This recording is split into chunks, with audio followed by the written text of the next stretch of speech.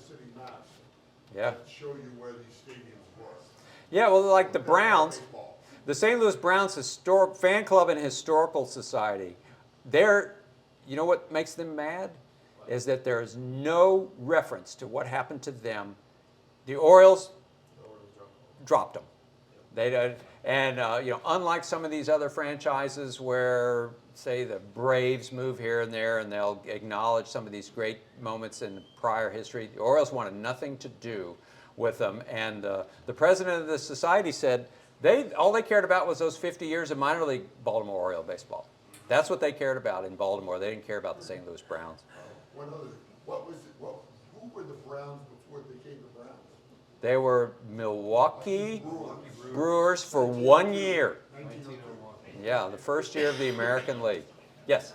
Did you see the Dan Rodricks play? Yes. That showed the featured the relationship Between Brooks and Frank. Brooks and Frank. Absolutely. Any thoughts on that? I thought it was excellent. Dan is an old colleague of mine at the Baltimore Sun. I think his plays are really good. That one, I thought he nailed it. He nailed it pretty good. You know what made me sad? That those guys aren't there to see it, because I think they would have approved. I know them both pretty well. I think they would have approved. And it's interesting, that whole concept of Frank Robinson not finding couldn't find a home in Baltimore in 1966 until some people, the owner, Jerry Hopberger, stepped in. One amazing thing about these tapes is that I'm listening to myself as a young man interview these guys. I'm listening back, and let me tell you, there's plenty of places where I'm like, you should have, what were you thinking? You should have asked this. I'm interviewing Frank Robinson, who I had a great relationship with, and he's telling me that story. He tells me that story, that I couldn't find a place to live, and I had maybe an hour and a half with Frank, and I was scared to death. I had a lot of ground to cover, so I moved on to another subject. And it's like, well, you dope, this is an incredible story. He's ready to tell. Yeah. Anyway,